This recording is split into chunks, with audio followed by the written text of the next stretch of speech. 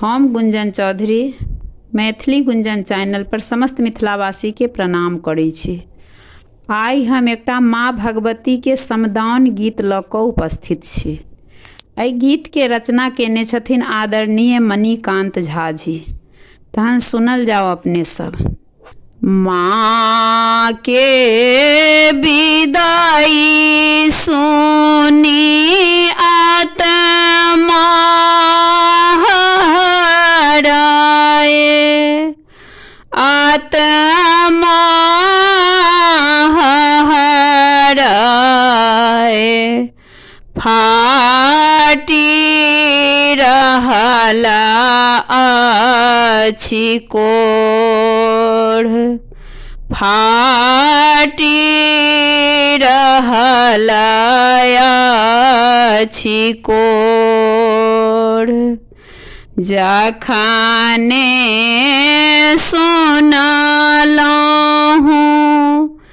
जननी जयती, जननी जयती, आँखि सँ झरल नोर, आँखि सँ झरल नोर।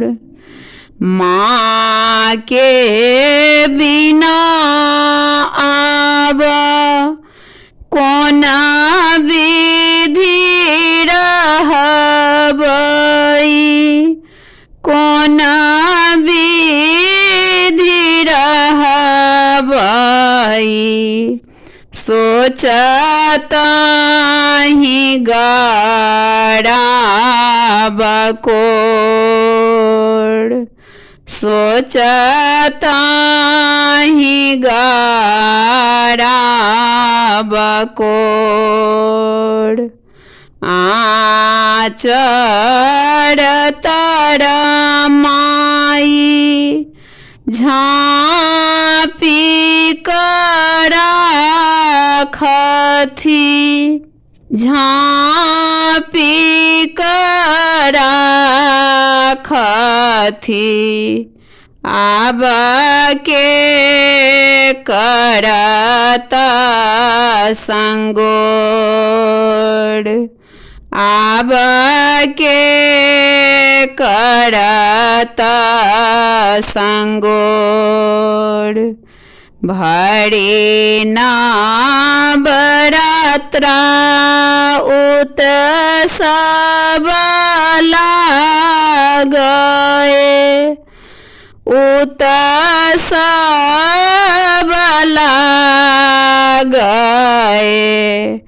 आई मन भेल घोर, आई मन भेल घोर। जाइ छी तऽ जाऊ माँ मन धरि राखब, मन धरि राखब, मणिकांत करय सोर, मणिकांत करय सोर।